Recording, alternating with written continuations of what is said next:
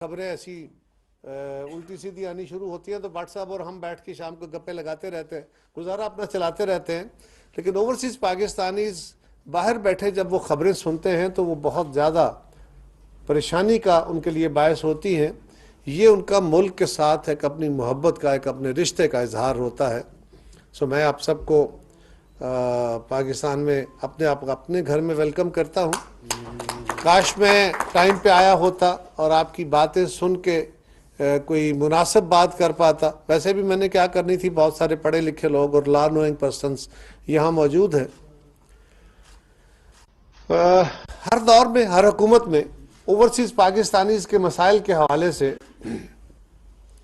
तजावीज़ भी आती रहीं, फोरम भी बनते रहे।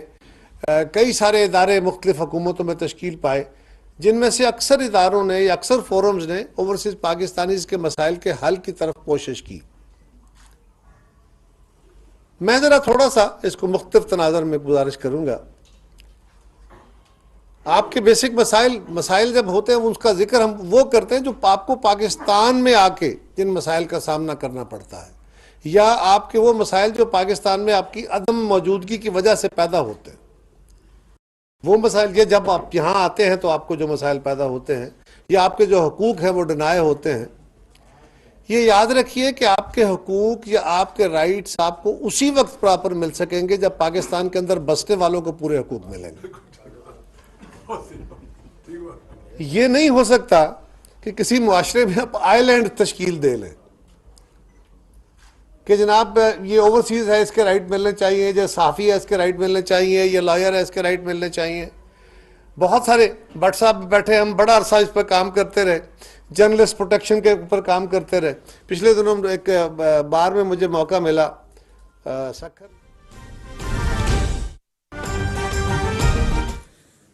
आपने कल सब ने देखा कि एक वाइट पेपर इशू हुआ था और कल कुछ साथियों ने रब्ता किया लेट नाइट के हमारी रिस्पांस। तो हमने कहा था कि कल हमारी वैसे भी काफ़ी ईसीसी भी थी, काफ़ी चीज़ें थी कि आज हम इंशाल्लाह आपको रिस्पांस देंगे। तो ये बेसिकली ये जो इस वक्त इकनॉमिक इश्यूज़ जो कल रेज़ की गई या अदरवाइज़ भी हम आपको फैक्चुअल पोजीशन जो है वो शेयर करेंगे।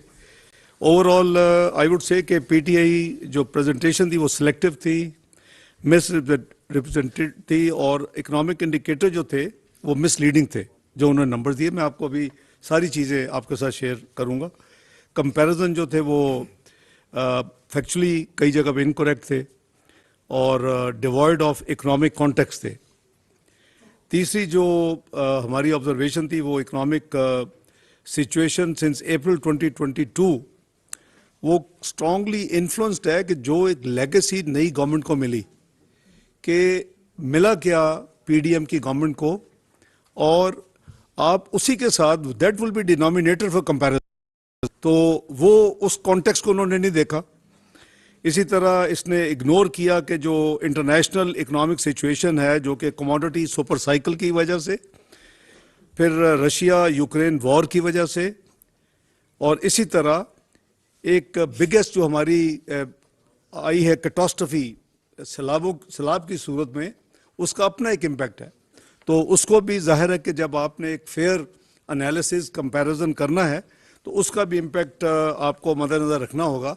तो ये सारी चीज़ें उन्होंने, और इसी तरह आपने देखा होगा कि रिसेंटली आईएमएफ ने जो कि प्रोजेक्टेड था कि जी जो ग्रोथ होगी वो पिछले साल की 2021 की 6% थी और वो एक्सपेक्ट कर रहे थे कि ये सस्टेन करेगी। They have already projected IMF ने कि it will be decline to 2.7 को 3 दिन पहले आपने आईएमएफ की एमडी का स्टेटमेंट भी पढ़ी होगी कि 1/3 of the globe will be in serious recessionary problem during the year 2023. तो obviously Pakistan is no exception. तो कुछ चीज़ें जो फैक्चुअली कल मिस स्टेट की गई मैं उसको क्लैरिफाई करना चाहता हूँ आपके तवज्जो से और आपको। पीटीआई ने क्लेम किया कि फिस्कल डेफिसिट जो है वो was 7.6% of GDP in fiscal year 2018 जब पीएमएल हुकूमत ख़त्म हुई। This is totally wrong, factually incorrect. When government left that year, the fiscal deficit closed at 5.8%. It's a huge difference of 1.8%. Second जो उन्होंने claim किया कि fiscal deficit was reduced to 5.5% of GDP by increasing taxes from 3.7 trillion to 5.5 trillion in a single year. हालांकि ये उनका कल का claim था। दी ट्रूथ इज कि 2019 में जब फिस्कल डेफिसिट एक्चुअली उन्होंने इंक्रीज किया to 7.9%, we left it at 5.8 in fiscal year 19, they actually increase it to 7.9। और जो वो टैक्स इंक्रीज की बात कर रहे हैं वो actually there was a reduction, we left it at 3,843.8 billion, let's say 3,844, they actually had reduction and the number final जो कि reconciled है, final हो चुका है, उन्होंने अपने उनके numbers में भी आ चुका है जो उन्होंने सर्विस दी है, 3,828 या 3,829 billion कह लें। तो इसमें भी 0.4% की जो रिडक्शन थी। ये अलहदा बात है कि आई एम श्योर आपने वो स्क्रीन शॉट्स सेव की होंगी कि क्लेम ये था कि अगर आप हमें इलेक्शन लेके जितवा दें तो हम 1 साल में हम इसको डबल करेंगे। पीएमएलएन ने करीबन 5 साल में डबल किया रेवेन्यू कलेक्शन, हम 1 साल में डबल करेंगे। और जो करीबन 4,000 अरब से ज़्यादा नीचे था, आगे चल के नंबर आपसे शेयर करेंगे, वो कौम से वादा ये किया था कि 1 साल में हम 8,000 अरब पे ले जाएंगे। वो दैट वादा कभी वफा नहीं हुआ, बल्कि जाते जाते 42 महीने में भी वहाँ नहीं पहुँच सके। तो विल कंपेयर द नंबर्स आगे चल के। Next please. इन्होंने क्लेम किया कि इकोनॉमिक ग्रोथ जो है वो नीचे चली गई 1.5% and inflation rose to 10.5%। Again misleading statements by PTI.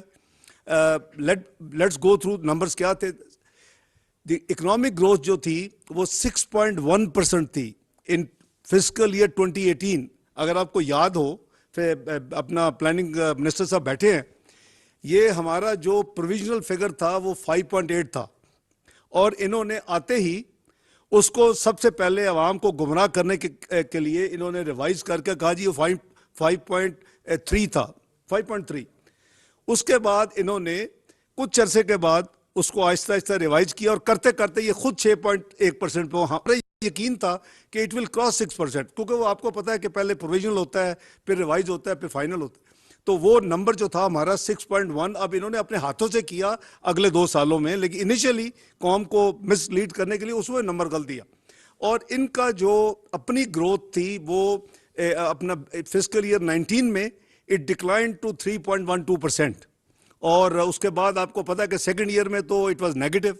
और ओवरऑल जो इन्फ्लेशन की ये बात कर रहे हैं वो हमारी जो थी वो 4.7 थी in fiscal year 2018. That's where PMLN handed over the government.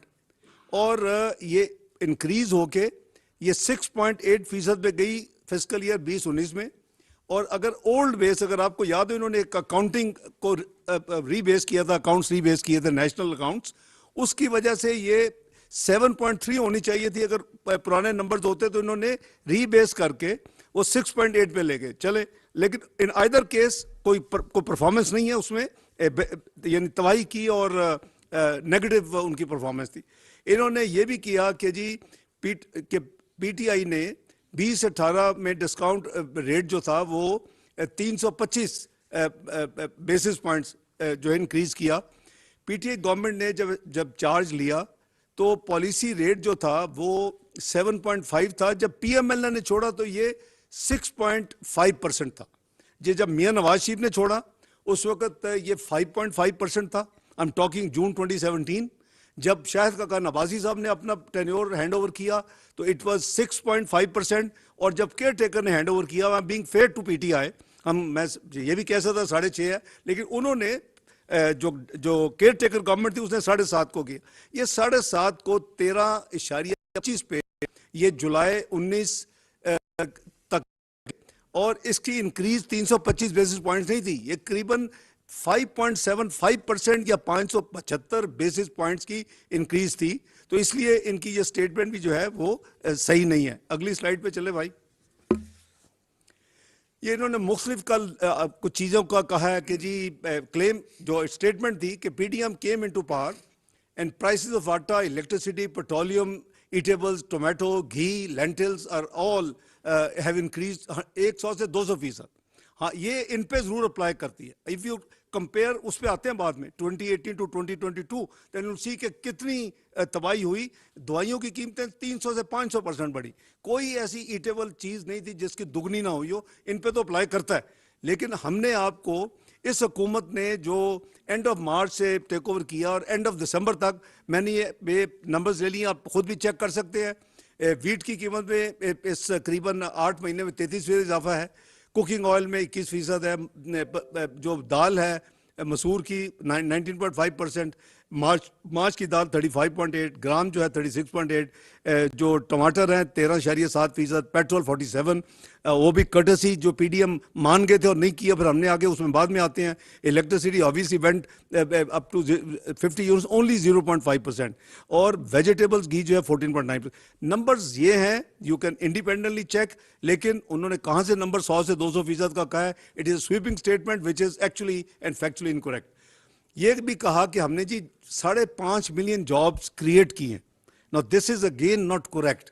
The actual data shows, जो ऑफिशियल डाटा है, कि 3.2 मिलियन जॉब जो है वो हर टर्नओवर में जॉब अपॉर्चुनिटी क्रिएट होती हैं, और जो टोटल जॉब्स क्रिएट हुई हैं according to the data available between 2019 to 2022 वो 3.2 मिलियन है, 5.5 मिलियन नहीं है। अब मैं आपको ज़रा इनके वो लेके चलता हूँ जी, जो रेवेन्यू और जो एग्रीकल्चर क्रेडिट है, कंपैरिजन आपको दे रहा हूँ कि आप अपना टर्नओवर हमने दिया है 2013-14 जब हमने टेक ओवर किया, तो ये हमारा पहला साल था, जो कि 12-13 जो था करीबन 1946 अरब पे हमने क्लोज किया था जब टेक ओवर किया। उसको हम पहले साल में 2255, फिर 2590, फिर 3113, फिर 3386, फिर 3844। That's where PML and government handed over this revenue, जिसको कहते थे मैं एक साल में 8000 करूंगा और डबल करूंगा। अब आगे मैंने इनके नंबर आपको दे दिए। पहले साल में नेगेटिव 3829, दूसरे साल में मार्जिनल इंक्रीज 3998, तीसरे साल में इंक्रीज हुई है 4745, और चौथे में 6148, और यहाँ वो छोड़ के चले गए। हम चूंकि इस वक्त 6 महीने के इस गवर्नमेंट का डाटा जो है वो आप कंपेयर कर सकते हैं इस फिस्कल ईयर का। इस गवर्नमेंट ने इस 6 महीने में फिस्कल ईयर जो अभी 31 दिसंबर को ख़त्म हुआ है, आधा 3429 अरब कलेक्ट किया है, एज कंपेयर टू उनके जो पिछले साल 6 महीने थे, आखिरी जुलाई टू दिसंबर, 2920 अरब था, विच मीन्स कि 17.5% की ग्रोथ एफबीआर ने दी है।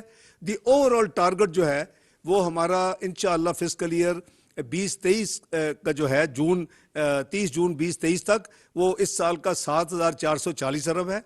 और एग्रीकल्चर क्रेडिट जो है वो मैंने राइट साइड पे दिया है।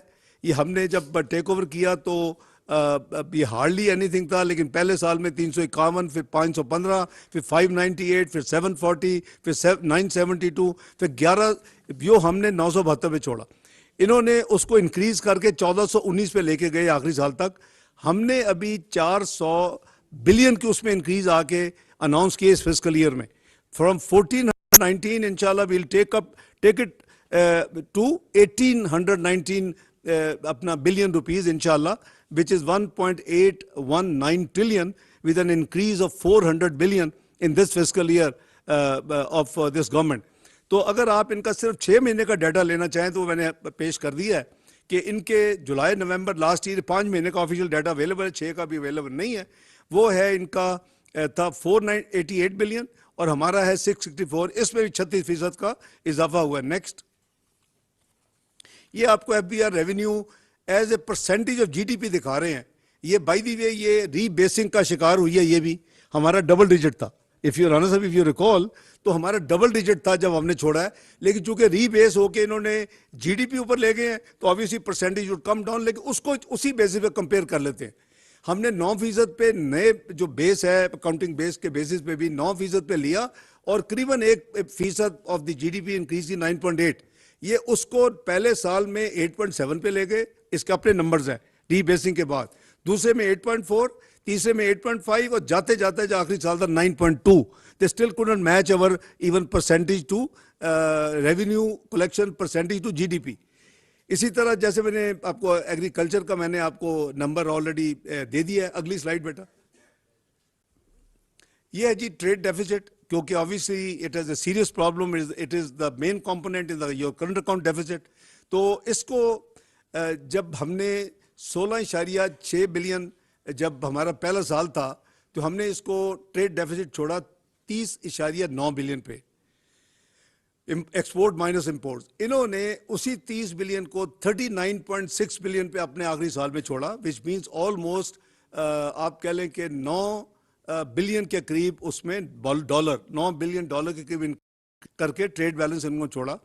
हमारा जो करंट अकाउंट डेफिसिट था, वी स्टार्टेड ऑफ, आपके सामने है, 3.1 बिलियन डॉलर, 2.85, 12.3, 19.2, जो हमारी एक नेगेटिव हमारे ऊपर मैसिव क्रिटिसिज्म किया पीटीआई गवर्नमेंट ने पहले 3 साल में कि जी ये 19.2 पे ये करंट अकाउंट डेफिसिट ये ले गए थे।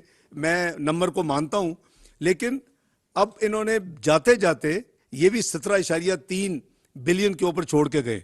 अच्छा, मैं इनसे ये पूछता हूं कि मुस्लिम लीग नून की हुकूमत ने तो मियां नवाज शरीफ साहब की क़यादत में ज़रब अज़ल लड़ी, उसको फाइनेंस किया, रद्दुल फसाद लड़ी, फाइनेंस किया, इंटरनल सिक्योरिटी ऑपरेशंस की, उसको फाइनेंस किया, और उसके अलावा अपने सिक्योरिटी रिक्वायरमेंट्स को पूरा किया।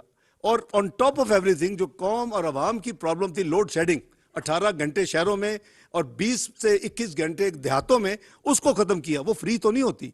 वी शुड हैव डिसाइडेड कि we want to live in stone age and continue with 18 hours load shedding. फिर हमें आखिरी 2 सालों में वो 12 हमारी प्रोजेक्टेड क्या थी, we will have in the first 3 years 12 billion अपना करंट अकाउंट डेफिसिट पहले 3 साल, यानी एवरेज 4 आप वो गिन लें, आपके सामने है।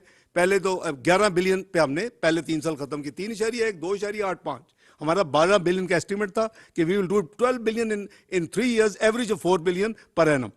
अगले में जैसे मैंने अर्ज किया कि हमें वो एक्स्ट्रा ऑर्डिनरी एक्सपेंडिचर करने थे और करने चाहिए थे पाकिस्तान में लोड शेडिंग खत्म करने के लिए। जो आपकी कैपिटल इक्विपमेंट इंपोर्ट हो रही थी, जो आपकी मशीनरी इंपोर्ट होती थी, उसके लिए पैसे तो देने थे ना आपने अपनी फॉरेन एक्सचेंज से। उसकी वजह से हमारा भी इट वाज प्रोजेक्टेड, ये 12.3 पे गया। हमारा जो ओरिजिनल प्रोजेक्शन थी आते ही, वो हमारी करीबन 13 बिलियन के करीब थी आखिरी साल में।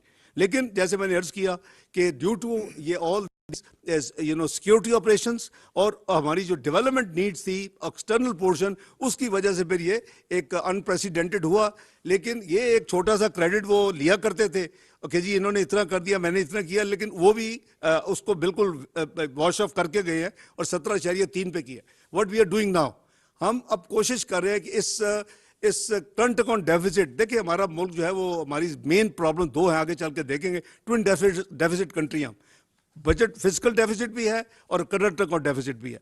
फिजिकल डेफिसिट पे फिर भी हम काबू पा सकते हैं जी, चलें रुपए चाहिए, और फॉर एक्स्ट्रा जो हमारा करंट अकाउंट डेफिसिट है which is obviously the external account, उस पे आपको प्रॉब्लम है। Obviously you have to either borrow or mobilize the external resources in foreign currency. तो हमने उसको मैसिवली अंडर सर्वेलेंस रखा हुआ है इस गवर्नमेंट ने। और ये गवर्नमेंट ने अपने पहले 5 महीने में, अभी ऑफिशियल फिगर 5 महीने के अवेलेबल हैं, चंद दिनों में 6 महीने के आ जाएंगे स्टेट बैंक से, हमारा करंट अकाउंट डेफिसिट 5 महीने का till end of November 3.1 billion dollar है।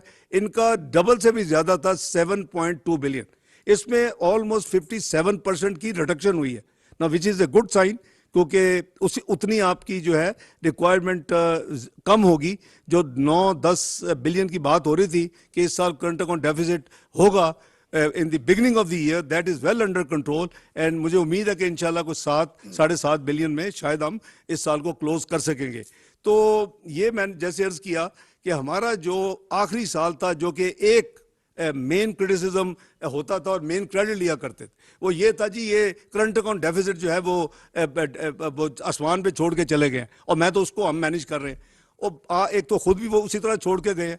कोई लोड शेडिंग के लिए इम्पोर्ट इक्विपमेंट नहीं की, कोई सिक्योरिटी पेमेंट्स नहीं की, कोई ज़रबे अज़ब नहीं लड़ी, कोई रद्दुल फसाद नहीं लड़ी। बताएं कौम को कि जी मैंने किस जगह पे ये 17.3% पे मैंने current account deficit miss management की वजह छोड़ा है।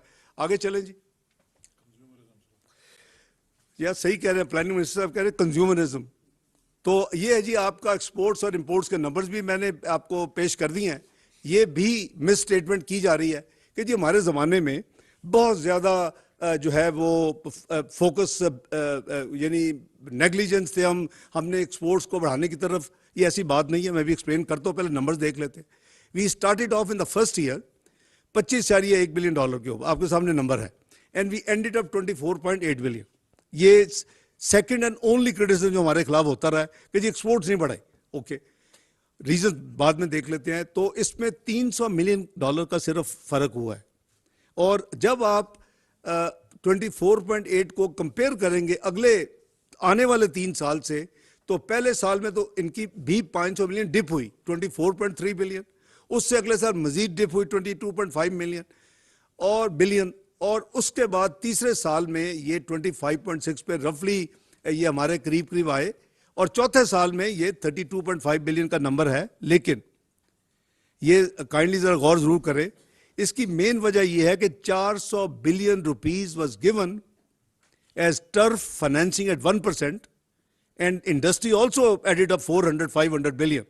अगर आज हम भी कोई 1,000 बिलियन या 1 ट्रिलियन की फैसिलिटीज दे दें इंडस्ट्री लगवाने में, और तो आई एम श्योर के perhaps we can have further improvement. तो ये एक स्टैंड अलोन नहीं है। जहां तक हमारा स्टैग्नेशन है, अगर आप कंपेयर करें, और आपको याद होगा कि ग्लोबल कमोडिटी प्राइसेस श्रंक, और उस वक्त प्रॉब्लम आ रही थी कि आप हमें फायदा भी हो रहा था। हमें मसलन टर्म्स ऑफ ट्रेड में हमारा जो पेट्रोल है, तो वो $20-25 के करीब एवरेज जो मिल रही थी हमें, जो आज हमने 100 क्रॉस भी किया, इस मुल्क ने 130 में भी खरीदी है, आज भी 80 से ऊपर है, $80।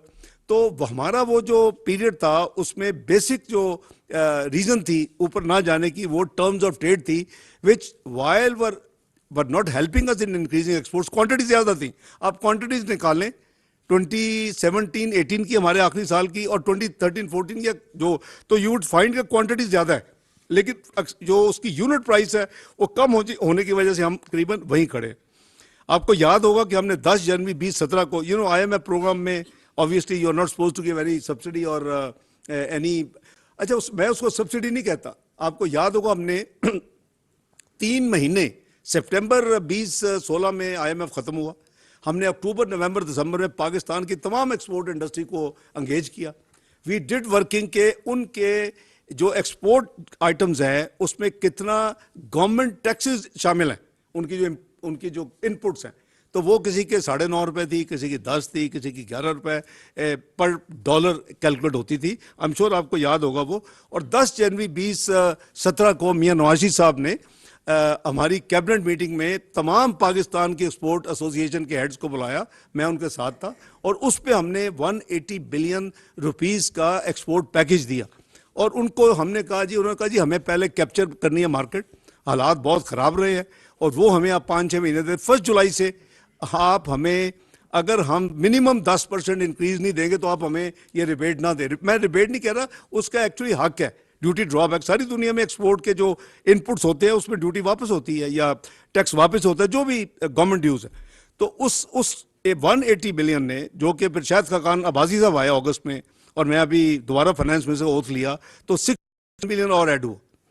उस वक्त कॉमर्स मिनिस्टर मलक परवेज मरूम भी साथ थे। उन्होंने मुझे कहा जी कि इंडस्ट्री क्रंच में है, आप या वो कर लें या ₹10 आर्टिफिशियल स्लाइड कर दे रुपए को, दे in either case it will make up. मैंने कहा कि उसके जो कॉन्सिक्वेंसेज है ना, वो तो महंगाई का एक तूफान है, किसी से रुकना नहीं है, तो उधर मैं नहीं जाऊंगा। I will agree with you another 67 with 247 billion rupees.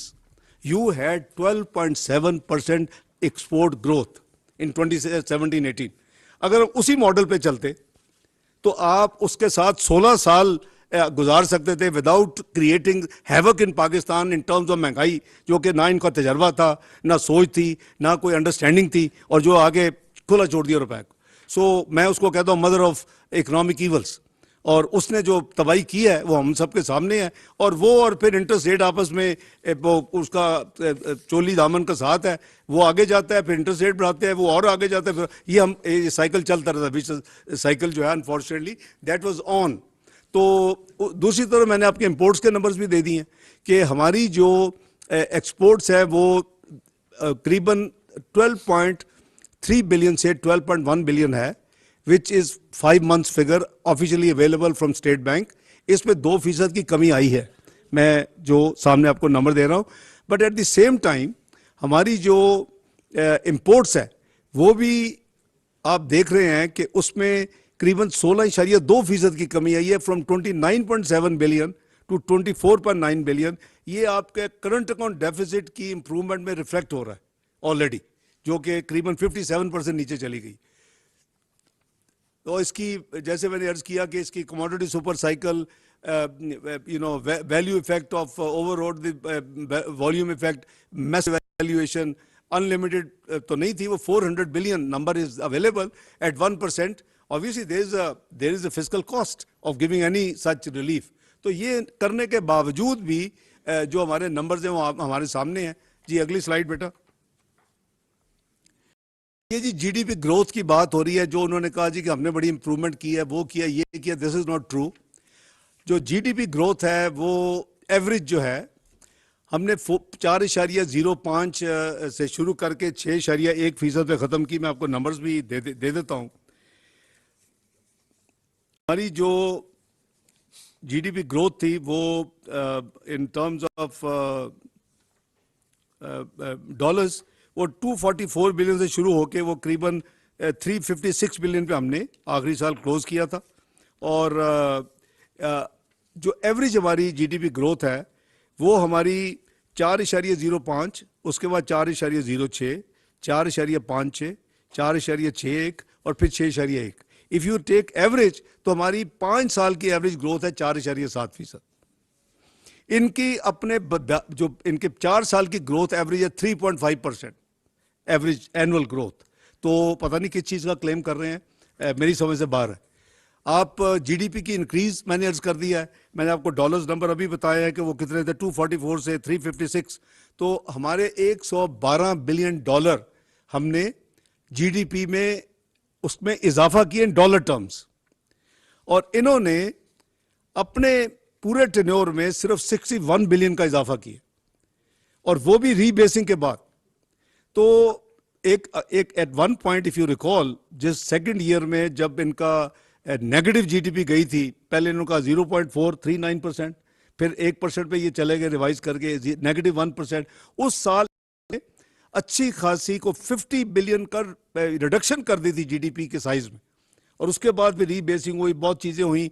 लेकिन ओवरऑल मैं कंपेयर करता हूँ, to be fair to the comparison theory, हमने अपने टेन्योर में 112 बिलियन डॉलर जीडीपी में इजाफा किया, इन्होंने सिर्फ 61 बिलियन का इजाफा किया।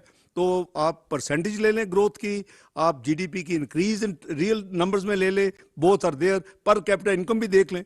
पर कैपिटा इनकम जो है वो इन्होंने, हमने 1399 1389 से 1768 में हम लेके गए, which was 27.3% increase in our tenure. इन्होंने सिर्फ उसमें $30 का इजाफा किया पर कैपिटा इनकम में 4 साल में। वो इनका जो ऑफिशियल नंबर जो क्लोज हुआ है $1798 पर कैपिटा इनकम है पाकिस्तान की। ये मैं नहीं कह रहा, ये नंबर जो है they are all documented official, और इन्हीं के ज़माने में मोस्टली नंबर जो है वो फाइनल हो चुके हैं। ये नहीं है कि इसमें कोई और को डील कर रहा है इस वक्त स्टेट बैंक या कोई और अदारा। जी आगे चलें। ये जी इन्वेस्टमेंट परफॉर्मेंस कहते हैं जी, हमारे ज़माने में बहुत ज़्यादा इन्वेस्टमेंट जो है वो लोग बहुत पाकिस्तान पे बिलियंस इन्वेस्ट करने के लिए तैयार थे। This is the investment as a percentage of GDP. ये हमने जो आपको 2 चार्ट दिए हैं, इसमें हमारे टेन्योर में 17.1% ऑफ जीडीपी इन्वेस्टमेंट को कंपेयर, जो आप कंपेयर कर सकते हैं कि पीटीआई की 15.1% टू जीडीपी है। They are again based on actual numbers, मेरे ज़ाती नंबर्स नहीं है। जी अगली स्लाइड बेटा। ये स्टॉक मार्केट परफॉर्मेंस है। आपको याद होगा जिस दिन इलेक्शन का रिजल्ट हुआ था, पीएमएलएन जीत गई थी, उस दिन ही विद इन डेज ये 19,916 पे, जो उस दिन 13 मई को जो मार्केट थी stock market, it rose to almost 22,930 points उस वक्त विद इन फ्यू वीक्स। लेकिन जो एक्चुअल डिफरेंशियल है, जहां पीएमएलएन ने क्लोज किया है मई 13 से मई 18, उसका जो फर्क है वो 22,930 इंडेक्स में इजाफा है उसके यूनिट्स में। जो इनका अप्रैल यानी 2018 से अप्रैल 22 तक जो इनका उस इंडेक्स में इजाफा है, जहां से इन्होंने टेक ओवर किया और जहां इन्होंने छोड़ा, वो इन्होंने 42,425 पॉइंट्स पे ली, और 44,445 पॉइंट पे छोड़ी, जिसका मतलब है कि इन्होंने 4 साल में स्टॉक एक्सचेंज इंडेक्स में 2020 जो है नंबर का इजाफा किया एज कंपेयर टू 10 टाइम्स 22,930। अभी मैं रिसेंटली डेवलपमेंटल रीट अभी हुई है, और जो डेवलपमेंटल रीट लिस्टेड हुई है जस्ट फ्यू डेज बैक, मैं चीफ गेस्ट था on Zoom from Islamabad, 100 billion की market capitalization of Pakistan stock exchange has reduced to almost $30 billion. Now this is to be looked into कि ये हमारा नेट स्टॉक मार्केट, तो वो stock market which became 5th in the world and best in South Asia. ये after we merge all the 3 stock exchanges में foreign investment आ गई, और उसके बाद इसने परफॉर्म शुरू किया, और ये वहाँ पहुँच गई कि जहाँ ये इमर्जिंग मार्केट में भी शामिल हो गई, और ये 7 दुनिया की 5वीं बेहतरीन और साउथ एशिया की बेस्ट ये डिक्लेयर हुई।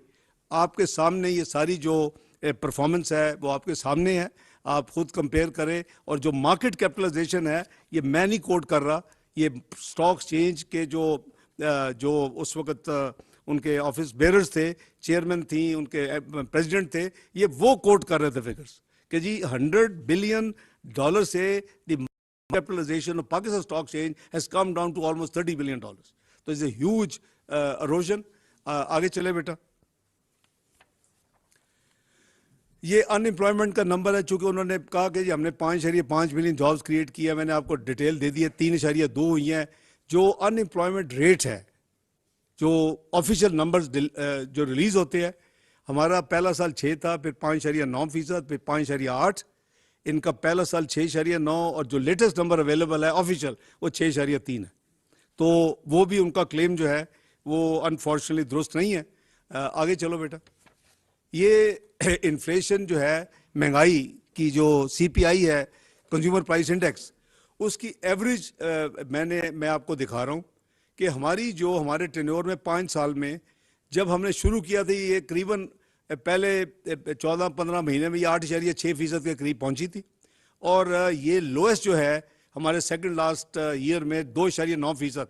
तो हम एवरेज ले लेते हैं, हमारी एवरेज इन्फ्लेशन 5.1%, और हमारी जो फूड इन्फ्लेशन थी हमारी एवरेज वो आपको लेफ्ट पे है 4.5%।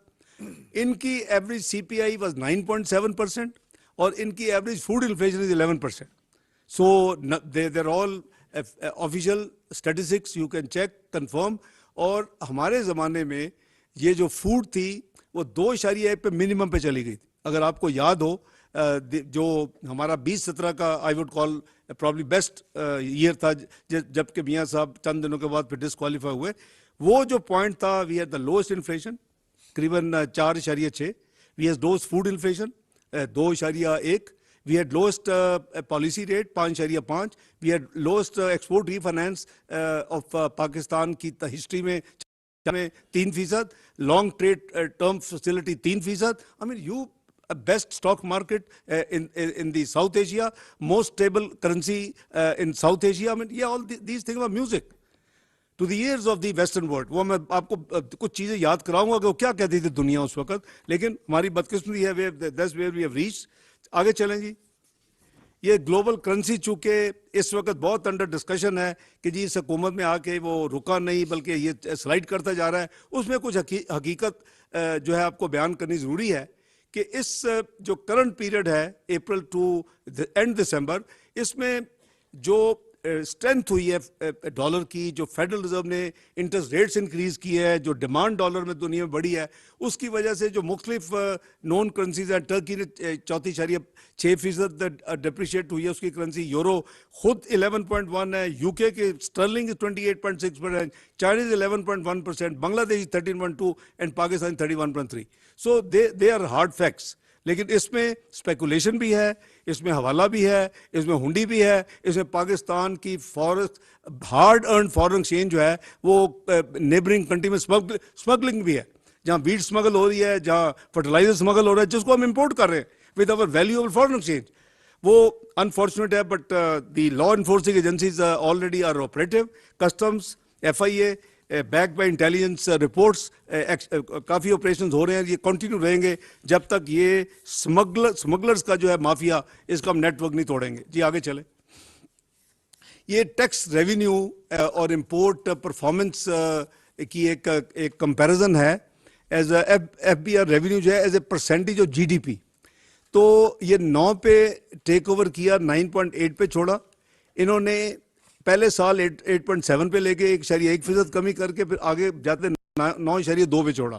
ये नंबर जो है भी आपके सामने है। इसी तरह percentage of imports to GDP 17% हमारा था, हमने जो आखिरी छोड़ा 15.6 पे था। इन्होंने जो अपनी इंपोर्ट्स का नंबर छोड़ा 18.8% ऑफ GDP पे छोड़ा। तो despite all the claims, figures are in front of you, you can compare. आगे चले बेटा।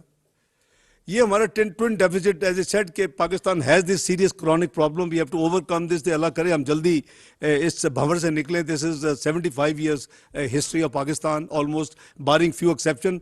तो हमारा fiscal deficit of percentage to GDP average PMLN tenure में 5.2 और इनके टेन्योर में 7.2। ट्रेड बैलेंस एवरेज $billion में हमारा 22 बिलियन और इनका 29 बिलियन। ये आपको जो नंबर्स मैं दे रहा हूँ, again they are all documented, they can be checked in economic survey, state bank से, they are all official numbers. So we are just reproducing कि जो फिस्कल डेफिसिट हमारा एवरेज 5.2 है, इसमें इनका जो है वो जैसे मैं इसके 7.2 की एवरेज बनती है। इसी तरह जो हमारा 31% जो ट्रेड डेफिसिट डिटीरियोरेट हो रहा था, वो PTI के 31 डिटीरियोर हमारा जो है वो 29 बिलियन, यानी इम्प्रूवमेंट जो हमारी हुई है वो करीबन ऑलमोस्ट 31% इम्प्रूवमेंट है from 29 to the current figure. The trade deficit improved, we have given the numbers from $17.4 billion to $12.8 billion during the first 5 months of the current fiscal year. मैंने अर्ज किया 5 महीने के ऑफिशियल नंबर्स अवेलेबल है। I don't want to just even guess or estimate the 6th number unless that is official. तो number July to November. Current account deficit improve 57%, ये 7.3 से ये 3.1 बिलियन पे इन द फर्स्ट 5 months। जी बेटा next. ये हमारी large scale manufacturing performance. We all know के थिंग्स आर नॉट गुड, और इसमें मेन जो हमारी प्रॉब्लम्स आई हैं फ्लड्स के बाद, वो हमारी जो मेजर क्रॉप्स हैं, खरीफ क्रॉप्स, वो decline, cotton 24.6%, rice 40%, sugar cane 7.9%, maize 3%। Again these numbers have been provided by the relevant government authorities. Despite global meltdown and internal devastating floods, value added sectors are showing positive and satisfactory growth। वो आपके लिए सामने थोड़े से रखे हैं कि कौन से एरियाज बेहतर परफॉर्म कर रहे हैं इसके इन प्रॉब्लम्स के बावजूद। वेयरिंग अपैरल इज 51.98%, ये है as a growth as a percentage July to October. ये नंबर अभी सिर्फ 4 महीने के अवेलेबल हैं ऑफिशियल, मैं ऑफिशियल नंबर सिर्फ कोट कर। Leather 6.96, chemical 0.96, iron steel 1.26, furniture 121.54 and other manufacturing 60.74। ये गवर्नमेंट का जो अभी इनिशिएटिव्स हैं कि हम जंप दें, किक स्टार्ट करें एग्रीकल्चर को, तो आपने देखा कि एक बड़ा हैवी किस्म का किसान पैकेज प्राइम मिनिस्टर शहबाज शरीफ ने अनाउंस कर चुके हैं। और इसी तरह का हमने अपने टेन्योर में 20, 15, 16 फिस्कल ईयर में, आपको याद होगा 351 बिलियन का एक पैकेज दिया था, उससे काफ़ी एग्रीकल्चर में उसमें इम्प्रूवमेंट आई थी। इंडस्ट्रियल सपोर्ट पैकेज भी है, एक्सपोर्ट फैसिलिटेशन मेजर्स भी हम ले रहे हैं ताकि हम इन सेक्टर्स को रिवाइव करें और इसको आगे लेके चलें। जी बेटा आगे। तो पॉलिसी रेट में आपको जनरली मैंने एक्सप्लेन किया था कि हमारा पहला साल 10 था, हमको लाते लाते टिल 20 फिस्कल ईयर 2017 5.75 पे ये था, और फिर ये जो 20 से 18 का साल ख़त्म हुआ हमारा वो 6.5 पे। तो देयर बाय मीनिंग कि हमने जो पॉलिसी रेट है उन्हें कोशिश की कि डिक्लाइन, क्योंकि ये इससे सारा लिंक आपका जितनी बैंक बोरिंग आपकी है, सबसे बड़ा तो गवर्नमेंट खुद बोरोर है। We are the largest borrower, if you compare the numbers, तो सबसे ज़्यादा हिट तो गवर्नमेंट के अपने बजट पे पड़ती। वो मुल्क जो 1750 बिलियन 2018 में डेट सर्विसिंग कर रहा था, वो आज करीबन 5000 अरब के करीब पहुंच चुका है। तो वो सबसे हिट तो ज़्यादा हमें पड़ी है। अब ये जो नंबर है ये 6.5 से पहले ये 12.2 पे गए, फिर कर्टसी कोविड ये 7 पे आए, सारी दुनिया ने कटेल किया रिगार्डलेस ऑफ इन्फ्लेशन रेट, और उसके बाद जो ही कोविड ओवर हुआ तो इन्होंने 13.75 पे छोड़ा, जो कि अभी 16% पे पहुंच चुका है। अच्छा, इसमें जो नंबर आप जब कंपेयर करेंगे तो हमने जो अपनी यानी इंक्रीज हमारे ज़माने में जो हुई उसको भी आप कंपेयर कर लें। ये जो 8 महीने है ये 2.25% की है, 13.75 पे इन्होंने छोड़ा था, 16% है। इनकी भी कंपेयर कर ले, ये 6.5 टेकअप करके 13.7 में करीब 7% की इनकी इंक्रीज है। So these are the comparison आपके सामने है। और फिर पॉलिसी रेट से जो इंडस्ट्री में मुश्किलात है, जो ट्रेड में मुश्किलात है, जो बिजनेस मैन जो रो रहे हैं, वो इसी वजह से है कि इसके ऊपर फिर 2-3% होता है। लेकिन हमारी जो है obviously you can't just like Turkey, उनकी इन्फ्लेशन को 60% के करीब है लेकिन उन्होंने 9% कर दिया है, because they are not hostage with any lender, external lender या बायोलैटरल या मल्टीलैटरल कोई उनके ऊपर कंडीशन नहीं है। हमारी ये है कि जी हमने इन्फ्लेशन के साथ चलना है। ये अलग बात है कि हमारी इन्फ्लेशन में बहुत बड़ा कंपोनेंट इंपोर्टेड है, बिकॉज हम 28 बिलियन को तो हम पेट्रोल और ऑयल इंपोर्ट करते हैं, वो सारे का सारा आपके। और दूसरी तरफ हमें डबल जेपटी, हमारा रुपया जो है वो साथ साथ वो डिवैल्यू जिस तरह हो गया कि 104 में मियां नवाज छोड़ा, फिर शायद खाकान साहब ने 114 पे छोड़ा, और आज वो आपके सामने के किधर इन्होंने 189 पे छोड़ा, और फिर आज जो खड़ा है ये। तो ये इसका पॉलिसी रेट का is a very important tool. लेकिन हमारी कोशिश है कि ओवरऑल इस विशेष सर्कल को तोड़ें, क्योंकि पहले 6 महीने तो पूरी एफर्ट ये थी कि हम किसी तरीके से प्रोग्राम वापस करें, फ्रैंकली स्पीकिंग। वो हम आगे चल के उसकी बात करेंगे कि क्या हुआ। सोशल सेफ्टी नेट्स का अगली बेटा, ये ऑब्वियसली जो आपके गरीब तरीन बहन भाई हैं और उनको मैं समझता हूँ हम सब का फ़र्ज़ है कि उनको लुक आफ्टर करें। ये प्रोग्राम PMLN के बिहाफ पे मैंने 2008 में उस वक्त कोलिशन गवर्नमेंट में फ्लोट किया था, नेशनल इनकम सपोर्ट फंड, और 34 बिलियन ब्लूप्रिंट बजट में भी रखा था, जो 13 मई 2008 को मैंने हैंड ओवर किया, जो कि बाद में नवीद कमर साहब ने अनाउंस किया। वो जो है बढ़ते बढ़ते हम उसको अपने टेन्योर में we brought it to about 124 billion. 20 billion जो बैतुल माल और स्पेशल PM के प्रोग्राम थे इसके ऊपर था, तो एक्चुअली 144 बिलियन था। अभी उसको इन्होंने कंसोलिडेट करके दे हैव ब्रॉट बैतुल माल के अंदर सब कुछ 364 बिलियन। तो इसमें हम इस गवर्नमेंट ने अभी जो 22-23 में जो इंक्रीज की है वो 246 से उठा के 364 बिलियन पे लेके गए हैं। इस पे उन्होंने नंबर ऑफ फैमिलीज को भी बढ़ाया है, इसमें उन्होंने स्टाइपेंड को भी बढ़ाया है, इसमें उन्होंने बलूचिस्तान को स्पेशल फोकस दे के उनको बहुत ज़्यादा इंक्लूड किया है। और ये जो करीबन जो गवर्नमेंट ने फ्लड रिलीफ जो है कैश जो प्रोवाइड किया through transparent system using the best data, वो 70 बिलियन अलोन थी। कोई 19 बिलियन के करीब NDMA के ज़रिए जो रिलीफ गुड्स को भी डिस्ट्रीब्यूट किया गया। तो ये आप सोशल सेफ्टी नेट्स के हवाले से these are the numbers which the government has done. And government मेरे नज़दीक 1 साल में बहुत बढ़ दिया है इस, और अल्लाह इसकी जज़ा भी देंगे, 48% higher than previous year when PTI left. जी आगे चलें। ये हमारे फॉरेन एक्सचेंज रिजर्व्स की पोजीशन है जी, कि आखिरी क्वार्टर में PTI की हुकूमत ने करीबन 6.4 बिलियन डॉलर जो है वो रिजर्व्स को डिप्लीट किया। और इस गवर्नमेंट ने चौथे क्वार्टर में PDM की गवर्नमेंट में 1.8 बिलियन उसमें कमी की है, ये मैं इसको मान रहा हूँ। लेकिन आप ये माइंड में ज़रूर रखें कि जो भी आपके फॉरेक्स रिजर्व आपके पास मौजूद है, आप वेब्स पे चले जाएं, हमारे reserve were pure. What we left in 2018, there was no Saudi deposit of 3 billion, there was no UAE deposit of 2 billion, there was no other similar items. So जो कि फिर स्टेट बैंक में park हुई और हमारे date का भी हिस्सा नहीं है। आई एम श्योर आप में बहुत लोग इसको बहुत क्लोजली फॉलो करते हैं, यू नो द नंबर्स। सो ये हमारी एक पोजीशन है। हमें ऑब्वियसली इसको अभी बहुत इम्प्रूव कर रहा है, we are working on this thing, और इंशाअल्लाह आने वाले महीनों में यू विल सी के this fiscal year will close eight a very अच्छे नंबर के ऊपर, विच इज़ रिस्पेक्टेबल नंबर। आगे चले जी। ये हमारी डेट और liability, public debt and public debt liabilities. बहुत शौक था इमरान खान साहब को हर जलसे में, हर मुल्क में जाके पाकिस्तान को बदनाम करने का कि पाकिस्तान जो है वो डेट ट्रैप में है, पाकिस्तान जो है वो करप्शन की जद में है। तो साथ ये कहा जाता था कि पाकिस्तान इन्वेस्ट करे। मेरा ख्याल है कि आप देखें सऊदी अरेबिया की विजिट हो, इनकी यूएई की हो, इनकी अपना अमेरिका की हो, इनकी दूसरे ममालिक की हो, ये इनका एक रिटॉरिक था। और साथ कौम के साथ वादा करके आए थे कि मुझे आप इलेक्ट करें, मैं आमदनी को तो बढ़ाऊंगा, 4,000 से 8,000 अरब एक साल में लेके जाऊंगा।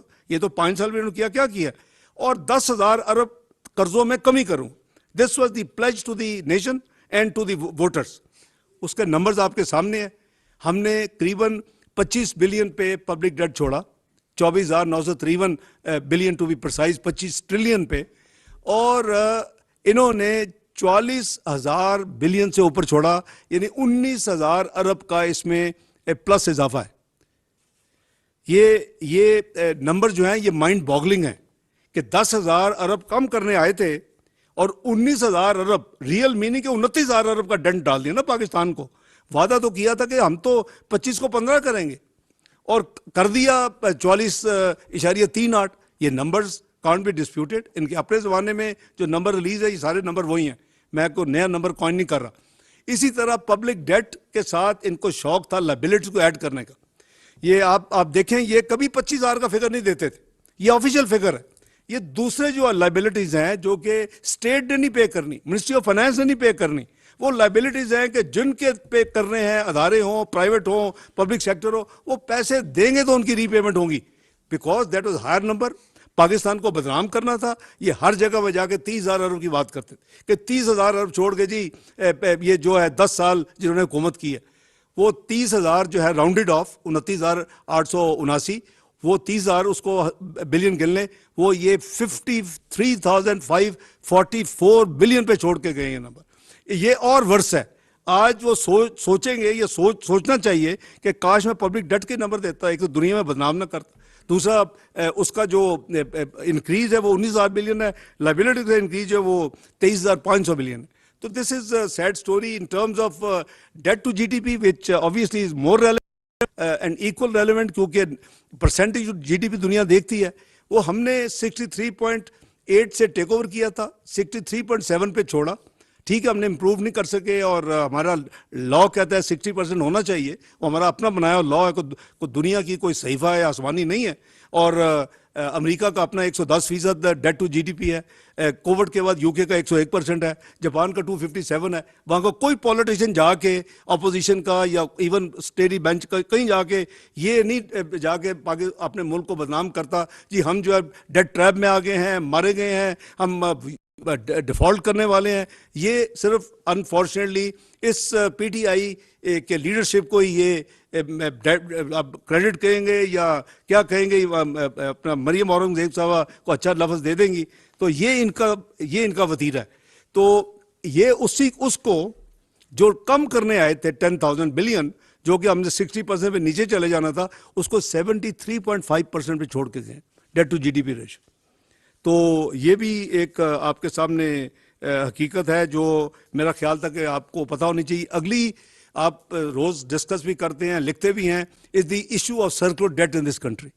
एक हमारा बिजली का सर्कुलर डेट होता था, एक हमारा गैस का। पहले बिजली की बात कर लेते हैं। 503 बिलियन था जब पीएमएलएन ने इलेक्शन जीता, जून 2013 में, 03 मई में इलेक्शन जीता और जून में 5 जून 2013 को मियां नवाज शरीफ ने 03 7 जून को कैबिनेट ने ली। जब हमारी हुकूमत पीएमएलएन ने छोड़ा तो ये फिगर 1148 बिलियन। ये करीबन आप कह लें कि 645 बिलियन की इंक्रीज है 5 सालों में। और वो एवरेज आप खुद निकाल लें कि इट्स ऑलमोस्ट कोई 130 बिलियन पर एनम। आगे देखें, 1148 हमसे टेक ओवर करते हैं, 2,467 बिलियन पे छोड़ा।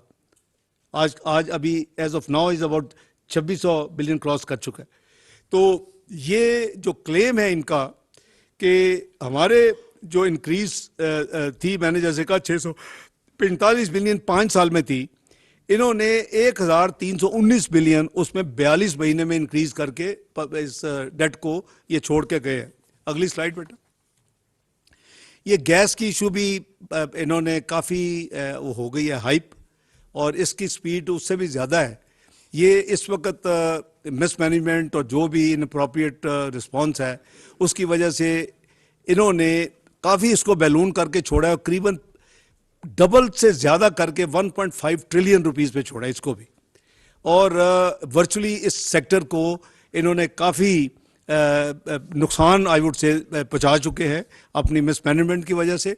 हमारी गवर्नमेंट इस वक्त एक्टिवली इसके ऊपर काम कर रही है कि स्टॉक को हम कैसे कम करें, और अल्लाह ने चाहा तो इंशाल्लाह within matter of weeks, not too long, हम इस वक्त जो स्टॉक है 1.6 ट्रिलियन का है, we are hoping to reduce it to under 1000, maybe around 900 plus billion from 1.6 trillion.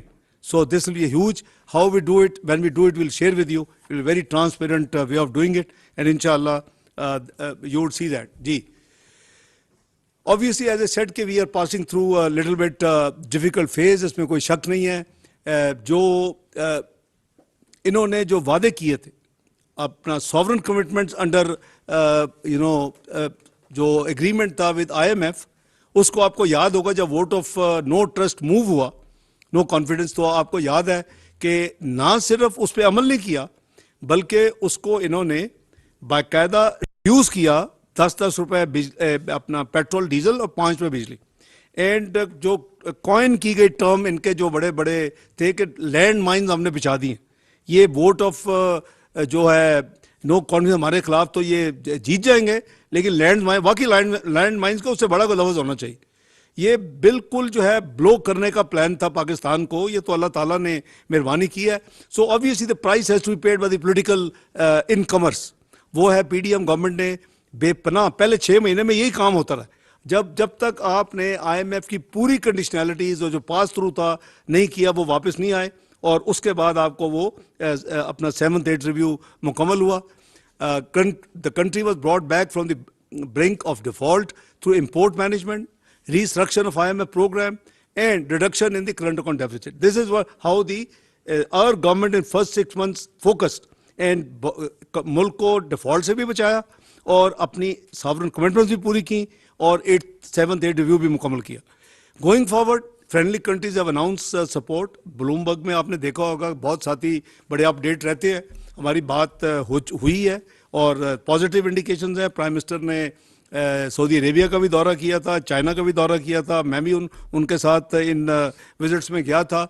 They are very cooperative, they will इंशाल्लाह support Pakistan. और एक जो कंट्री है उसके फाइनेंस मिनिस्टर ने ब्लूमबर्ग को कुछ अर्सा पहले इंटरव्यू भी दिया था कि हाँ हम पाकिस्तान के साथ खड़े हैं और फाइनेंशियल असिस्टेंस देंगे।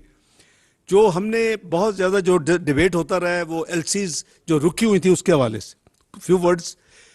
करीबन 33,000 के करीब LC जो है वो स्टॉक में रुक चुकी थी, यानी इतना ज़्यादा बिल्टअप हो चुका था। हमने उसको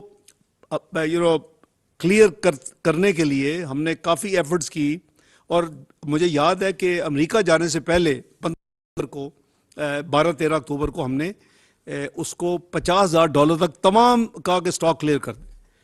that reduce the number of pending LCs to 4,400 रफली, और उसके बाद ये 3,600 उस वक्त का स्टॉक उस डेट का था। करीबन 8,000 हमने जो पे किया, उसके बाद 4,400 क्लियर हुए, 3,600 केसेस रह गए पुराने जो रुके हुए थे। फिर हम जब वापस आए और हमने देखा थोड़ी फिस्कल स्पेस है, तो हमने फिर 100,000 तक ये सारी LCs को क्लियर किया, और उससे हमारे करीबन मज़ीद जो नंबर है वो आधा के करीब रह गया, कोई 1,800 के करीब था।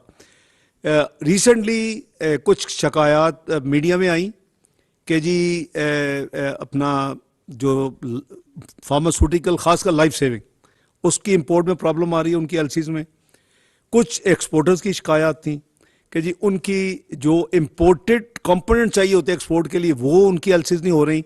तो गवर्नमेंट ने स्टेट बैंक से बात की, और स्टेट बैंक ने, आपको याद होगा, लास्ट वीक ऑफ दिसंबर में एक सर्कुलर इशू कर चुके हैं जिसमें food is the top priority, petroleum product is second priority to clear, and third priority is actually imports for exports industry. और वो आई एम श्योर आप सबके पास सर्कुलर होगा, नहीं है तो मेरे ऑफिस से हम आपको प्रोवाइड कर देंगे। और साथ बैंकों को ये कहा है कि इस प्रायोरिटी को आप फॉलो करें, और आपको अब स्टेट बैंक से इजाज़त लेने की ज़रूरत नहीं है। बैंक जी जी जी मेडिसिन और food, that is first priority, petroleum products too, and तीसरी जो प्रायोरिटी है वो जैसे मैंने अर्ज किया कि imports components which are use for export, या उनकी कोई छोटे मोटे स्पेयर पार्ट्स तरह की चीज़ें, तो काफ़ी उसमें बेहतरी आ चुकी है। इंशाल्लाह जो ही फॉरेक्स रिजर्व्स की फर्दर बीफ अप होंगे तो आई होप कि इंशाल्लाह जितनी जल्दी हो सके it should be business as usual, ना किसी को कहना पड़े ना किसी को लिखना पड़े, तो इट शुड जी आगे चले यार।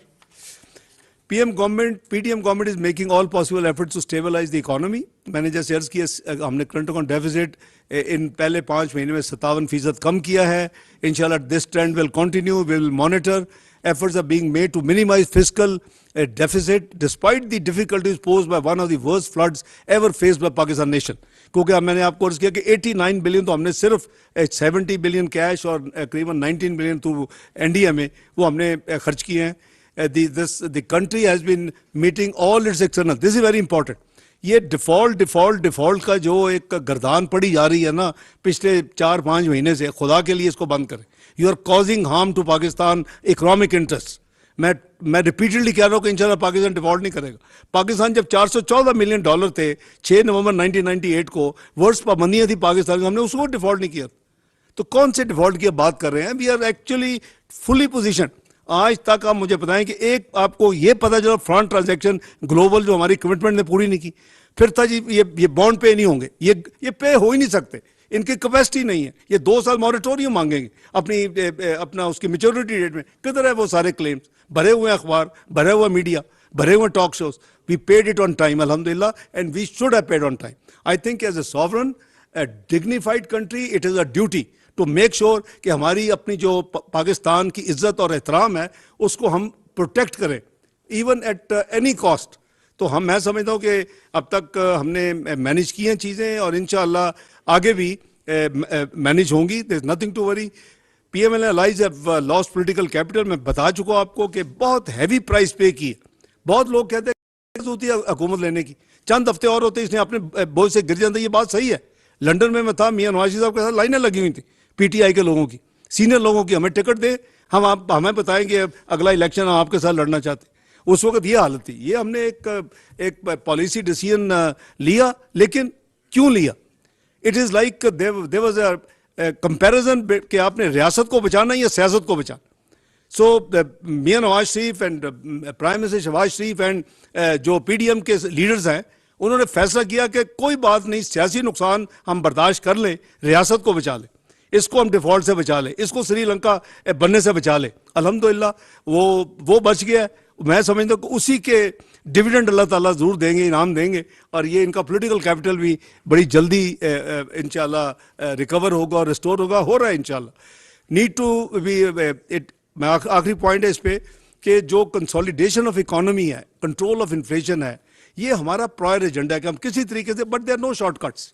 यानी कोई ऐसा नहीं है कि मैजिक वैंड करे तो एकदम से महंगाई भी चली जाए, इंटरेस्ट रेट भी 5% पे आ जाए। We have to improve. And let me remind you 2013-14 Pakistan किधर था? 2013 में इलेक्शन जीता था। इलेक्शन लड़ने से पहले द प्रेडिक्शन वाज कि जी पाकिस्तान डिफॉल्ट करेगा, नो मैटर कौन सी पॉलिटिकल पार्टी जीत के आती। और हम डिक्लेयर क्या हुए थे? मैक्रो इकोनॉमिक अनस्टेबल कंट्री 2013 जनवरी फरवरी, और प्रेडिक्शन 6 से 7 महीने में डिफॉल्ट। ये था सब क्यों? कि एक पैसा नया नहीं आ रहा था। Since you are macro economic unstable country declared, no IBRD, IFC, world bank, Asian development bank, IMF, nobody will give you a penny. तो जब पता नहीं आना, लाइबिलिटीज नोन होती है, तो यू कैन कैलकुलेट के किस वक्त ये डिफॉल्ट करेगा। उन्होंने कहा था 6 से 7 महीने। Let me tell you today, we started off with state bank 6 billion, 5 billion with commercial banks. We reached within 6 months, 6.5 months at 2 billion with state bank. और वो इस वजह से कि हमें पहले दिन पता था कि 6 बिलियन के साथ 4.6 बिलियन की पेमेंट्स करनी है, लाइबिलिटीज पे करनी है। So once we changed our course, we engaged within 1 month IMF. We gave बड़ी रीजनेबल बजट जिससे वो हमारी डायरेक्शन ठीक हो, और आप देखिए कि पहले साल के बाद हमारी डायरेक्शन चेंज हो गई। हम बॉन्ड बेचने गए, उसके बाद तो 500 मिलियन ऑफर किया, हमें 7 बिलियन ऑफर हुआ, 14 times, one of the highest subscribed sovereign paper. आज क्या, आज अब जा नहीं सकते उधर। तो ये हमारी अल्लाह करेंगे इंशाल्लाह, मेरी तो बड़ी फेथ है और ईमान है कि इंशाल्लाह we'll like we came out within a year last time, इंशाल्लाह we'll come out of this scenario very soon. जी आगे चले। ये आपको पता है कि I am sure before you ask any question, तीनों जो रेटिंग्स हैं एजेंसीज, उन्होंने पाकिस्तान को डाउनग्रेड किया है। क्या ये सिर्फ इस हुकूमत की वजह से किया? वो तो कई 6-6 महीने काम करते हैं, and this is a consequence of what Imran Khan साहब has delivered to this country in 42 months and his economic team. IMF की रिपोर्ट क्या कहती है? मैं नहीं कह रहा, ये डॉक्यूमेंट आपके सामने मैं डिस्प्ले कर रहा हूं वर्डिंग। सितंबर 22 में जब IMF ने 7th-8th रिव्यू किया, उसने रिपोर्ट में क्या लिखा? A difficult external environment combined with the pro-cyclical domestic policies fueled domestic demand to unsustainable level. The resultant economic overheating led to large fiscal and external deficits in fiscal year 2022. हम ये 30 जून 2022 की बात कर रहे हैं। और contributed to rising inflation and eroded, forex का लफ्ज मैंने ऐड किया ब्रैकेट में, eroded reserve buffers. मैंने क्लैरिफिकेशन के लिए वर्ड ऐड किया, बाकी मैं सारा कोट कर रहा हूं कि जो ऑफिशियल स्टेटमेंट है after 7th-8th review of the IMF। जी आगे चलें। किधर था पाकिस्तान 2013-18 में? As I said, most difficult, declared macroeconomic unstable country early 2013. Moody's ने क्या कहा? Pakistan outlook from negative to stable. Standard Poor क्या कह रही थी उस वक्त? Pakistan outlook from negative stable to positive. International Bank for Reconstruction, जिसने बिजनेस बंद किया होता, resumed financing for Pakistan after improvement foreign exchange reserve. According to Nielsen report, Pakistan had the highest business confidence since 2008। ये 2014 में बात हो रही है। फोर्ब्स क्या कह रहा था? Pakistan economic turn around in its report a global turn around story. Pakistan economic turnaround was acknowledged in research report published by Morgan Stanley on 30th June 2015, title Rise a Matter of Time. और जेटो ने क्या किया कि second choices place for foreign direct investment. ये मैं नहीं कह रहा, ये सारे ग्लोबल अदारे कह रहे। आगे चलेंगे। This is where I will conclude. I would say कि हमें अपनी इंट्रोस्पेक्शन करनी चाहिए एज ए नेशन। ये मुल्क 2016 में एज ए कॉन्सिक्वेंस 13, 14, 15 की एफर्ट्स, 2016 में ये 24वीं इकोनॉमी रिकॉग्नाइज हो गया। और प्रोजेक्शन क्या हुई? We will be part of G20, the premier club of the world. We will be part of G20 by 2030। हमें चाहिए तो ये था as a nation, all political parties together they should hold hand करके इस timeline को reduce करते, 2030 को लाते 2026 पे, 2027 पे। It was doable. The speed which Pakistan was improving is doable. जो तबाही की है पिछले 4 साल में, जो बेड़ा गर्क की है इस मुल्क का, where we are rated now 2021 में we are projected as 41st economy. Actual है ये, प्रोजेक्शन नहीं है। And we are declared 47th economy from 24th, almost half the damage. You are from 24th, you are going 47th in 2022. मैं समझता हूं कि this is a matter of concern, it should B looked into. Khan साहब हर वक्त ये कहते हैं कि मैंने यहां छोड़ा और ये यहां ले आए हैं। ये क्यों नहीं कहते कि मैंने लिया क्या था? The real question should be, he should explain to the nation कि मुझे ये मिला था, मैं इसको यहां लेके गया। मैंने अभी आपको वो सब दिखाया। हमें क्या मिला? हमने कहां स्टार्ट किया, हमने कहां छोड़ा, और अब ये कहां है?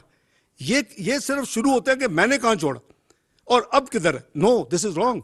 You tell first, give the account to the nation कि आपको मिला क्या था, आपने कितनी तबाही की है। और पाकिस्तान को 24वीं दुनिया की इकोनॉमी जो 2016 में ला के 47 पे खड़ा करके अब पाकिस्तान को छोड़ के गए। Is the biggest criminal crime, economic crime in the history of Pakistan any government would done. Yahya Khan was known as the worst, the governance government. This is even worse than Yahya Khan government. So with these words, I think I have taken a lot of time. Any questions, Mariam beta? आप जरा करें जरा। Doctor साहब, ये जो कल white paper में किया है, उसमें उनका क्लेम ये था कि हमने जो फिगर्स दिए हैं, जो डाटा दिया है, वो गवर्नमेंट क्वार्टर्स से लिया गया है। आप ये काइंडली बताना पसंद करेंगे कि ये जो उन्होंने फिगर्स दिए हैं, जो उनका डाटा था, वो कहाँ से ओरिजिनेट हुआ था? और उनका एक और दूसरा जो क्लेम था कि पाकिस्तान जो है वो डिफॉल्ट होने से नहीं बच सकता, जबकि आपका क्लेम ये है कि पाकिस्तान को आप डिफॉल्ट नहीं होने देंगे।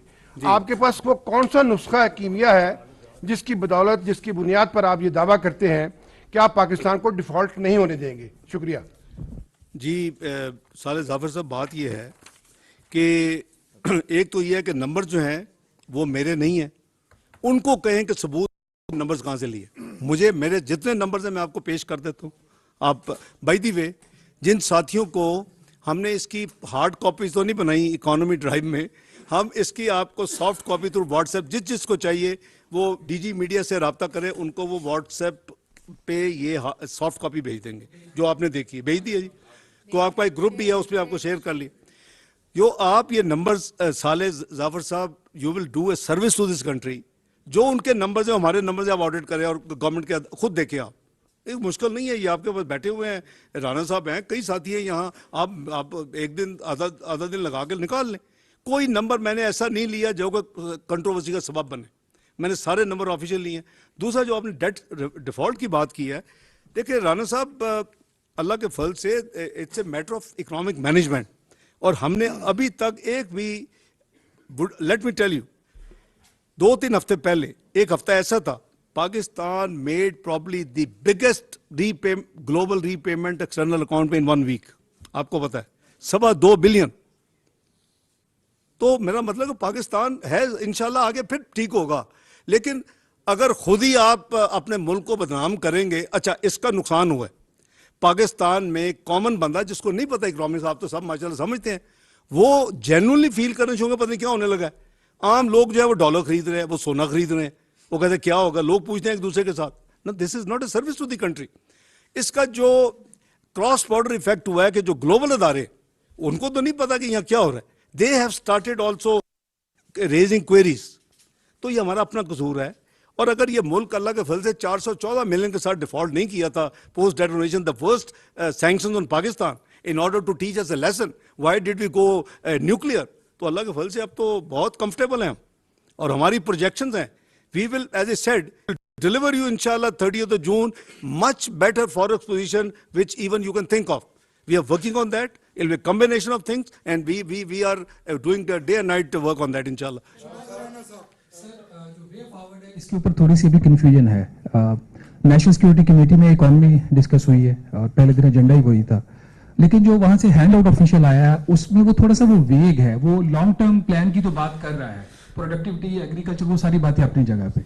इमीडिएट जो एक सवाल आपने वहां पे रेज किया था कि जो अगर IMF में जाना है तो आपको क्या करना है, उसका क्या नेशनल सिक्योरिटी कमेटी ने फैसला किया, हमारे सामने रास्ता क्या। और सेकंडली जो आप फरमा रहे हैं 30 जून 2023, because of the combination of various things, आप कह रहे हैं कि बहुत अनप्रेसिडेंटेड आपके रिजर्व्स होंगे।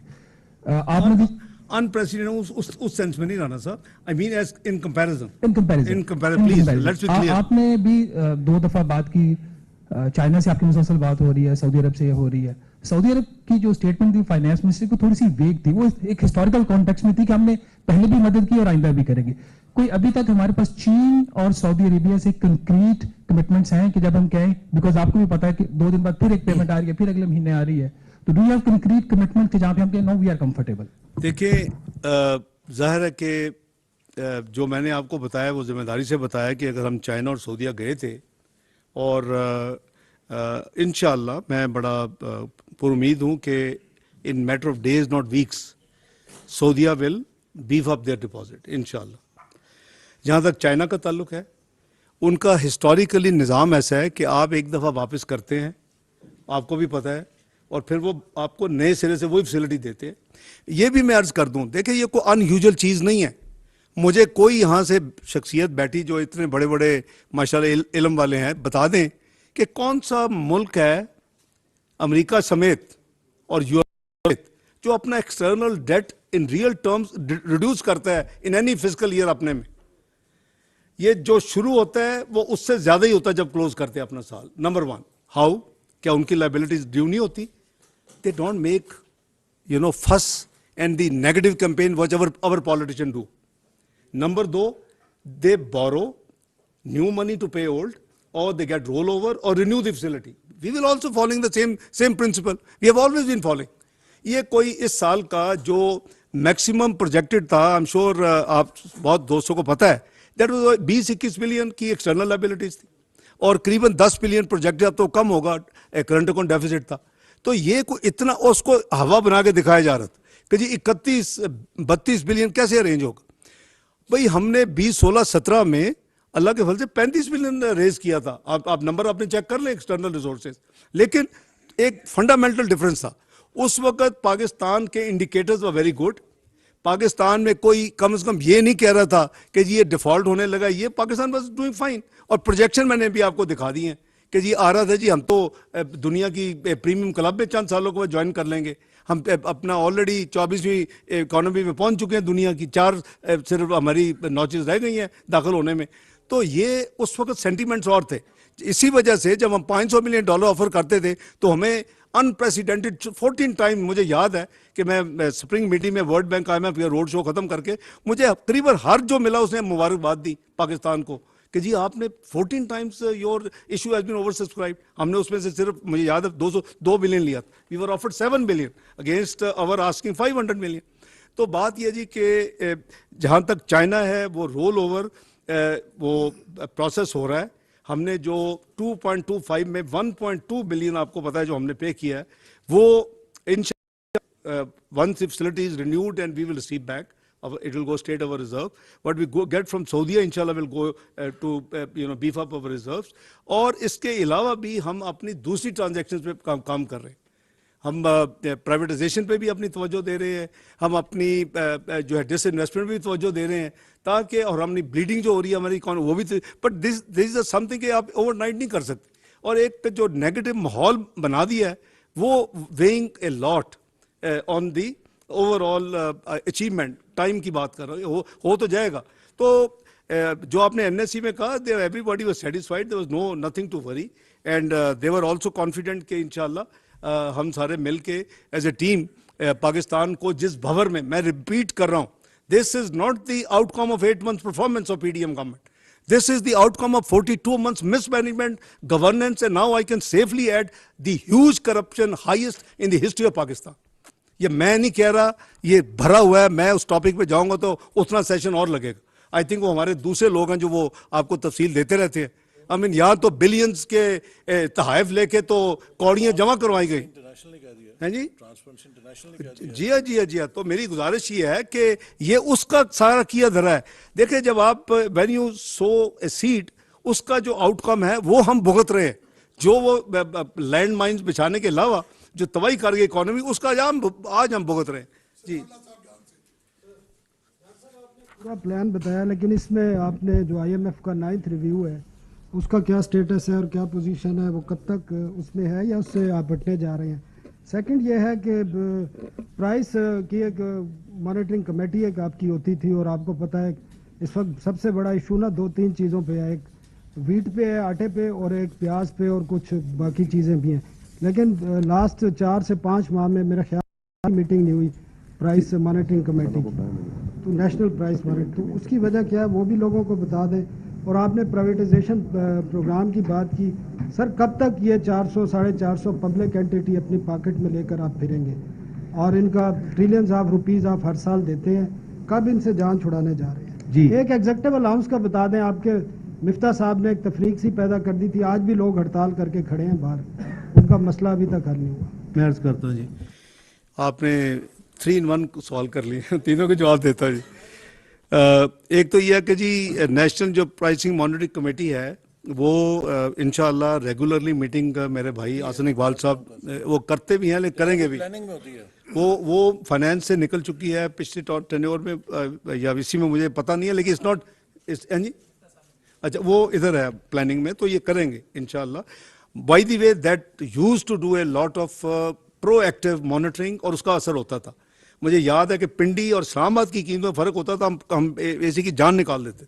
And we used to have monthly meeting. मेरी रिक्वेस्ट है जी, तुम बहुत माशाल्लाह कर रहे हैं और करेंगे. उसमें देखें जो सर बहुत बड़ा इशू है ना, वो ये है कि इस वक्त हमें पाकिस्तान में प्राइसिंग में 52% of Pakistan which is under Punjab, वहाँ पे there is no monitoring and control over prices. हमने पंजाब हुकूमत को वर्कआउट करके दिया कि होलसेल प्राइस और रिटेल प्राइस में 40-40, 50-50% फ़र्क है, इसको आप कम कराएं, लेकिन देर इज़ नो इन्फोर्समेंट।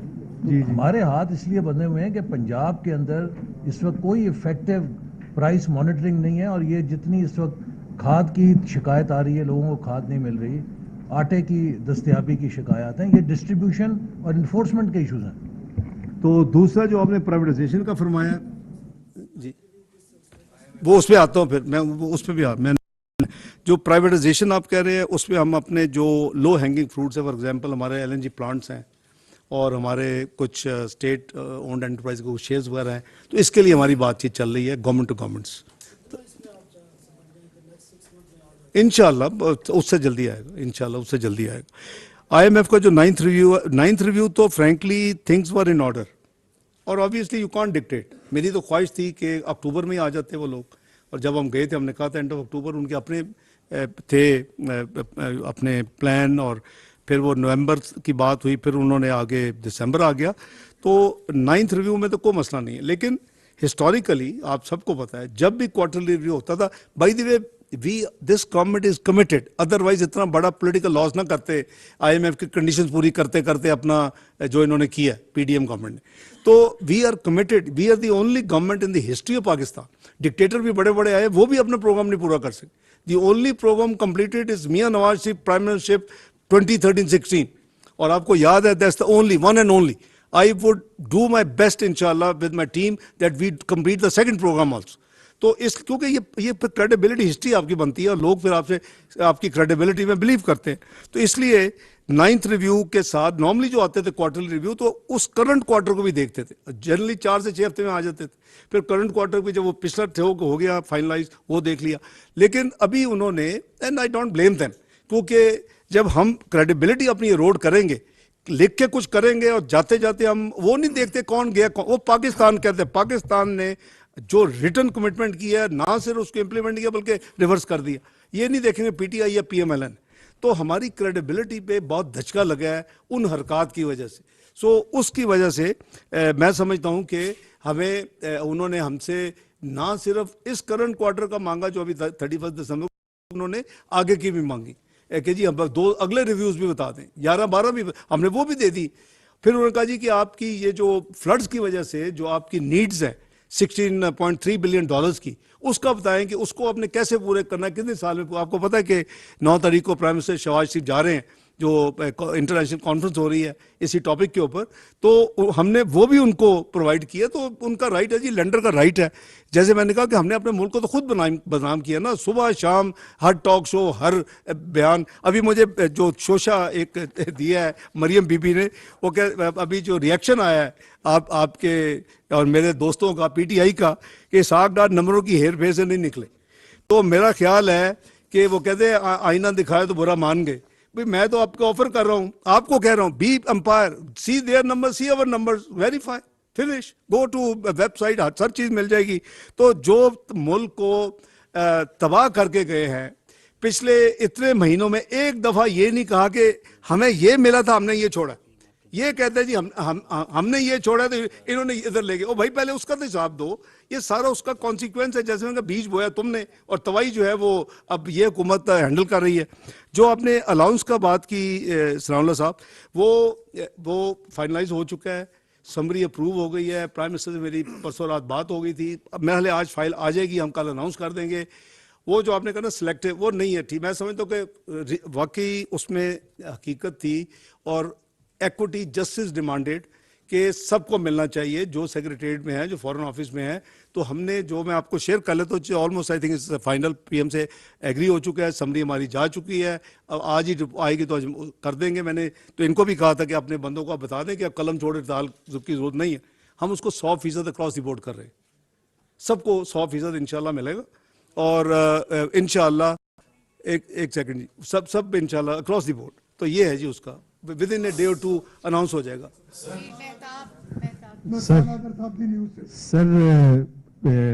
आपसे सर सवाल ये है कि आपकी बातों से मुकम्मल इत्तेफाक है, लेकिन इशू ये है सर कि पाकिस्तान इस टाइम डॉलर लिक्विडिटी क्रंच का शिकार है। यानी आपके जो इनफ्लोज हैं वो सेकंड हाफ में आप ज़्यादा एक्सपेक्ट कर रहे हैं।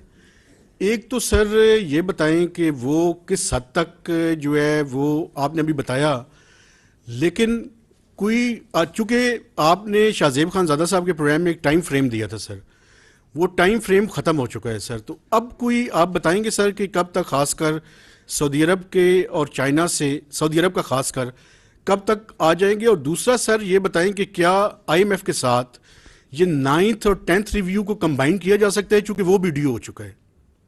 जी मेहताब साहब, एक तो जो बिल्कुल आप ये सही है जी, ये तो किसी से ढकी छुपी नहीं है। हम बड़े ट्रांसपेरेंट तरीके के साथ, हमारी गवर्नमेंट जो है इंश्योर करती है कि नंबर्स को पब्लिक किया जाए, जो फॉरेन एक्सचेंज रिजर्व्स के नंबर्स हैं। और ये बिल्कुल आप सही कह रहे हैं कि हम सेकंड हाफ में इनफ्लोज बहुत इम्प्रूव्ड, हमारा प्रोजेक्शन भी है, प्लान भी है, उस पर हम काम भी कर रहे हैं। जो आपका स्पेसिफिक सवाल था, मैं बिल्कुल मैं तवक्को कर रहा था कि हमें 15 दिन के अंदर, जैसे मैं प्रोग्राम हुआ था, which mean some time in दिसंबर, वो पैसे मेरा ख्याल था कि आ जाने चाहिए, लेकिन उसमें कुछ ताख़ीर हुई है, लेकिन उसकी कोई ख़ास वजह नहीं। और भी ऑब्वियसली हम किसी को ये टाइम लाइन के साथ तो बाउंड नहीं कर सकते। मैं समझता हूँ कि उसी के नतीजे में उनके फाइनेंस मिनिस्टर ने कहा था कि हम मज़ीद, हमने कोऑपरेट किया, मज़ीद भी फाइनेंशियली असिस्ट करेंगे। ये उनका इंटरव्यू उसी रेफरेंस से था। आई पर्सनली फील कि इंशाअल्लाह in next within this month, much earlier than end of the month, इंशाअल्लाह विल गेट दिस सपोर्ट इंशाअल्लाह। 9th and 10th रिव्यू, आखिरी मेहताब हैदर साहब का 9th and 10th रिव्यू, मुझे अब ये लगता है कि it has to be combined, क्योंकि 31 दिसंबर गुजर गया है। अब अभी 9वां आगे करें, फिर जाएं, फिर आए, मेरा ख्याल है, but obviously it is up to them. Ideally अगर 9th कर लें तो बहुत ही आसान है, वो तो हमारी हर चीज़ इन ऑर्डर है। 10th अब मिलाएंगे तो obviously we are ready for that, whatever it is. Doctor साहब, आपने एक दो तीन चीज़ें कही हैं, जिनमें एक तो डॉलर का जो ओपन मार्केट में और बैंक रेट में जो डिफरेंस है, जब वो आप उसको ब्रिज करेंगे तो उस वक्त महंगाई का क्या होगा? क्योंकि इस वक्त 2020 रुपये का 15 किलो का आटे का थैला मिल रहा है। आम आदमी का तो सवाल ये है, आम आदमी आपके उन नंबर्स पे जाएगा तो वो तो एक डिफरेंट चीज़ आप इकोनॉमिकली कह रहे हैं, लेकिन आम आदमी बड़ा बुरा हो रहा है। एहसन इकबाल साहब ने कहा है जी कि हम पंजाब की वजह से नहीं कर सकते, इस्लामाबाद में भी आपकी कीमतें जो है एडमिनिस्ट्रेट नहीं हो रही। जी देखें, आप महंगाई से तो कोई नहीं है जी, दो राय नहीं है, आप बिल्कुल सही कह रहे हैं। लेकिन आपको पता है कि प्रोक्योरमेंट जो है वो फेडरल गवर्नमेंट भी पास्को के ज़रिए करती है, फिर जो है हमारे सूबे भी करते हैं, दोनों तकरीबन पंजाब तो काफ़ी करता है प्रोक्योरमेंट, और फिर सिंध भी करता है। इसके साथ साथ जो सपोर्ट प्राइस है वो भी ऑलमोस्ट हर सूबा करीबन होनी तो यूनिफॉर्म ही चाहिए वैसे, लेकिन वो भी सपोर्ट प्राइस भी होती है। तो ये महंगाई से तो बिल्कुल इत्तेफाक है कि बहुत ही पेनफुल है। और मैं समझता हूँ कि ये एक वाहिद वजह है कि जिसकी वजह से हमने कोशिश की है कि कम से कम पेट्रोलियम प्रोडक्ट्स में हम कीमत ना बढ़ाएं।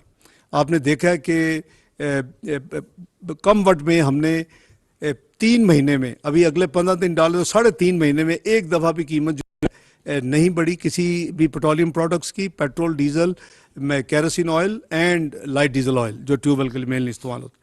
और उसमें हमने कमी की है जो हम कर सकते हैं। 3 दफ़ा डिडक्शंस की गई हैं 3.5 महीने में, और उन 3 डिडक्शन को अगर कंबाइन किया जाए तो करीबन 19 रुपये पेट्रोल में, 20 रुपये डीजल में, और करीबन 29 रुपये केरोसिन ऑयल में, और 30 रुपये लाइट डीजल ऑयल में।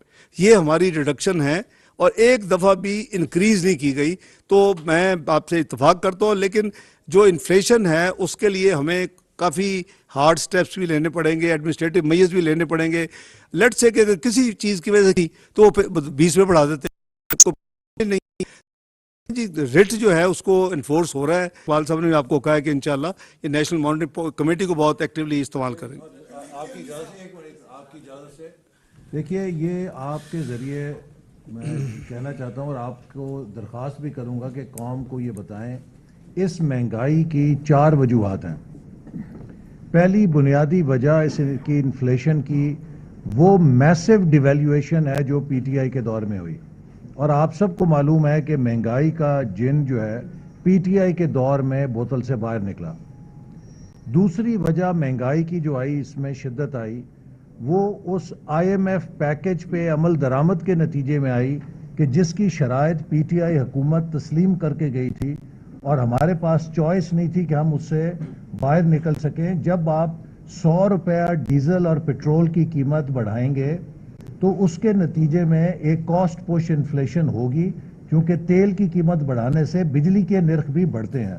तो दूसरी जो वजह है, ये भी पीटीआई हुकूमत की इंड्यूस्ड है कि जिसने एक ऐसा आईएमएफ से मुआहदा किया जिसमें ये इकदामात हमें उठाने पड़े।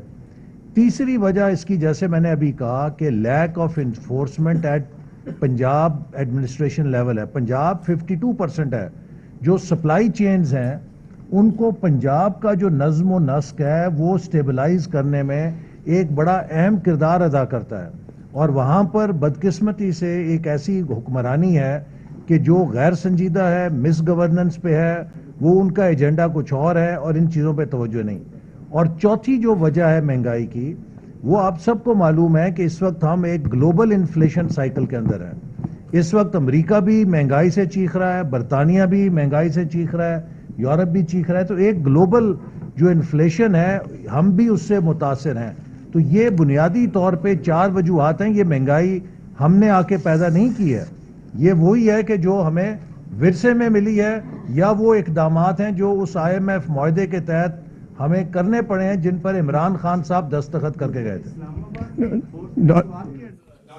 जी खलीक साहब डाल से डॉक्टर साहब बोले बोले खलीक सर ये बताइए कि जो 8th रिव्यू के जो बेंचमार्क्स थे उसका थ्रेशोल्ड मेरा ख्याल है वो पहुंच गया, जिसमें अब आपने कंटीजेंसी मेजर्स देने थी।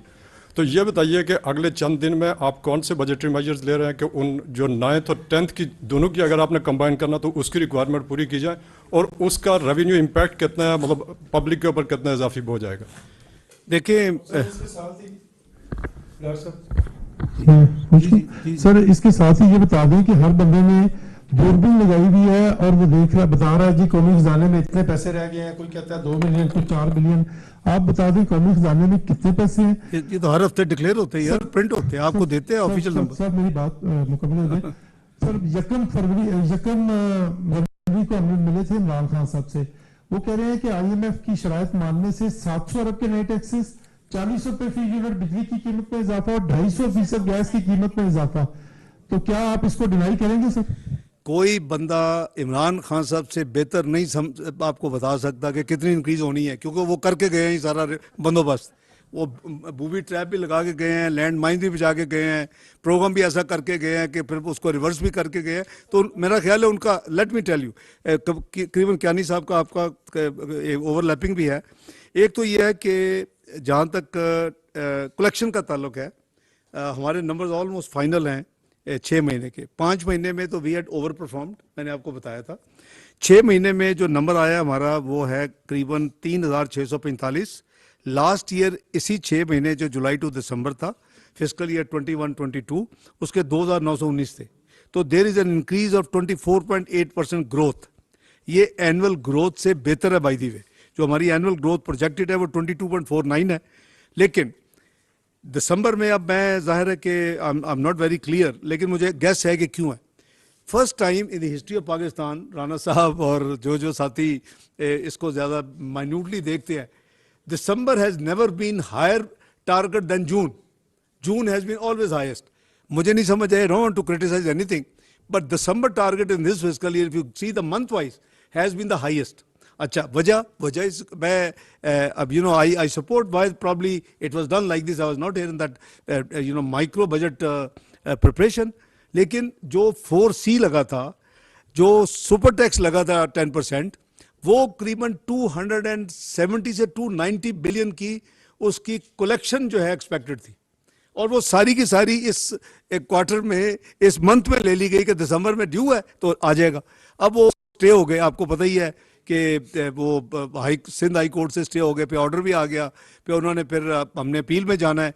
तो एक वो हालांकि वो फिजिकल मैटर है, आई एम श्योर इंशाल्लाह रिजॉल्व हो जाएगा, और ये खासकर एफ्लुएंट टैक्स पेयर के ऊपर है, तो they should be able to pay this money. एक तो ये है, वो वजह है कि हमारा जो एज ऑफ 6 months का जो है, लेकिन ओवरऑल जो मैंने आपको नंबर दिया था, we are very much on track. इंशाल्लाह we will recover that and इंशाल्लाह विल परफॉर्म बेटर। अब आ गया कि जी कितने टैक्सेस जो 700 बिलियन के वो बात कर रहे हैं, वो पता नहीं उनका बेसिस ऑफ वर्किंग क्या है, लेकिन शायद एक ये हो सकता है कि 4C नहीं मिला। मैं मिसाल दे रहा हूँ, मैं गेस कर रहा हूँ कि जी ये अगर 270-80 नहीं आता, चूँकि 6 महीने में रिकवर करना, कोई जिसको डबल टैक्स लगाए, वो एक जनरल सी एक अप्रोच होती है। हम वैसे ही रेवेन्यू को बीफ अप करने के लिए हम कंसिडर करेंगे कि हम कोई फ्लड लेवी के तौर के ऊपर कुछ रिकवर करें। 2 चीज़ें रिकवर करने की ज़रूरत है इस मुल्क को, और वो मुझे कई दफ़ा शुक्र है अभी सवाल नहीं पूछा, जो कि एक बेपनाह विंडफॉल गेन किया गया एक्सचेंज ट्रांजैक्शंस में, उसके ऊपर गवर्नमेंट जरूर कुछ रिकवर करेगी और ठीक ठाक रिकवर करेगी। और एक फ्लड लेवी जो कि हमारे इतने बुरे हालात हैं, 90 बिलियन खर्च किया है इस साल में रिकंस्ट्रक्ट, वो तो रेस्क्यू रिलीफ थी, ये अब हम बात कर रहे हैं रिकंस्ट्रक्शन एंड रिहेबिलिटेशन, थोड़ा सा 90 बिलियन के करीब एस्टिमेट है कि साल भी खर्च होगा। तो इन रिसोर्सेज को जाहिर है कि अगर हम खुद नहीं कोई एफर्ट करेंगे, दूसरे कहेंगे ये खुद नहीं करें, हम क्यों करें, उसके लिए हम जरूर करेंगे इंशाल्लाह। जब होगा तो आपसे शेयर करेंगे, लेकिन ऐसा कोई चीज़ नहीं करेंगे जो कि कॉमन मैन के ऊपर जो बोझ पड़े इंशाल्लाह। डॉक्टर साहब डॉक्टर साहब अशरफ मालकम ने रियाज टाइम सर डॉक्टर साहब सर IMF के कौन कौन से ऐसे मुतालबात हैं जो हमारे लिए मानना मुश्किल हो रहे हैं? सेकेंडली, अगर हमारे पास ऑप्शन नहीं है IMF के प्रोग्राम में जाने के लिए, तो क्या हुकूमत वही गलती नहीं कर रही जो PTI ने 2018 में की थी, देर कर कितना नुकसान कर लिया कि रिकवरी नहीं हो पा रही? अब हम फिर देर क्यों कर रहे हैं? एक सर और चीज़, दूसरा सर, हमारे बैंक्स ने कुछ डॉलर्स की होल्डिंग की थी, उनकी एक इंक्वायरी कमेटी भी बनी थी, उनको कुछ सजा हुई, उसका नतीजा है कुछ, कितनी उनको पनिशमेंट हुई है, कितनी रिकवरी हुई है उनसे? जी अशरफ साहब एक सेकंड जी, फिर काइंडली फिर कर ले। जो आपने पहला सवाल किया कि क्या है जी, हाँ जी, ताख़ीर जो है वो, फिर देखिए आप खुद देखें कि क्या हम इन हालात में कौम के ऊपर बोझ डाल सकते हैं, और डालना चाहिए। मैं तो ज़ाती तौर पे उसके हक़ में नहीं हूँ, और मैंने पेट्रोलियम प्रोडक्ट्स में साबित कर दिए अल्हम्दुलिल्लाह। जहाँ तक आपका डॉलर की होर्डिंग का ताल्लुक है, वो मैंने अर्ज़ किया कि जो ट्रांजैक्शंस एक स्पेकुलेशन के तहत की गई वो हमारे नोटिस में है, हमने नंबर सारे लिए हुए हैं, check data as late as 2 दिन पहले हमने इकट्ठा किया, हम इकट्ठा कर रहे थे, हम उसके ऊपर एक्शन लेंगे। हम अकेले नहीं हैं, I can coat half a dozen countries in the world जो बहुत ज़्यादा डेवलप्ड कंट्रीज़ हैं, जब वहाँ भी विंडफॉल गेन इस तरह लिया जाता है तो फिर जो कौम है, जो ख़जाना है पब्लिक का, वो ट्रेजरी आती है और लेती है उसको, उसका हिस्सा वापस हम लेंगे इंशाल्लाह। वो है जी अभी जब एक्शन लेंगे तो पब्लिक हो जाएगा, जब एक्शन लेंगे। अभी देखें, अभी जरूर डराना है को 2-4 राता जिनिया भी 10-15 उन्होंने आराम ना सौन दो जी। हाँ जी डॉक्टर साहब, एक शॉर्ट क्वेश्चन ये है कि IMF की प्रोग्राम की ताखीर के हवाले से मलकम साहब ने भी बात की, आपने भी बताया, क्या ये तातुल की वजह जो टेक्सटाइल सेक्टर को आपने पावर दिया है 19.9 रुपीज पर यूनिट, 100 बिलियन रुपए की वो एक टेक्सटाइल सेक्टर को सब्सिडी बनती है या उनको रिलीफ है, 5 एक्सपोर्ट ओरिएंटेड सेक्टर उसमें शामिल है, तो क्या आप सर ये बताएंगे कि इसकी वजह से ये ताखीर हुई है या उन चीज़ें हैं? एक तो बिल्कुल इसकी वजह से नहीं हुई, नंबर 2 ये फैसला मैंने नहीं किया, ये कैबिनेट मेरे आने से पहले फैसला कर चुकी थी। 9 सेंट थे, 9 सेंट को कन्वर्ट किया गया 1999 पैसे में। We should stop thinking in dollar terms. हम अब जाग जाए, हम रुपये की, अल्लाह करे कि वक्त है कि जब रुपया भी दुनिया में ट्रेड होना शुरू हो जाए लाइक चाइनीज़ करेंसी। तो ये हमने सिर्फ एक काम किया कि 9 सेंट को कन्वर्ट करके रुपये में किया। कैबिनेट जो डिसीजन है वो मुझसे बहुत पहले, कई महीने पहले का डिसीजन है कि 5 एक्सपोर्ट ओरिएंटेड सेक्टर्स को, आपको याद होगा कि 9 सेंट में बिजली दी जाएगी, कोई नई रिलीफ नहीं दी, और वो IMF के नोटिस में है, कोई ऐसी नई बात नहीं है। इससे only conversion 220 time 9 cent is 19 पे 99 पैसे, 20 रुपए बनते सन, उन्हें कहा जी इनू 1999 कर दो, 20 ना करो। मैं कहा तुम बाटा का रेट करना तो कर लो, मैंने कोई इतराज नहीं, मैंने मान लिया। बहुत शुक्रिया जी।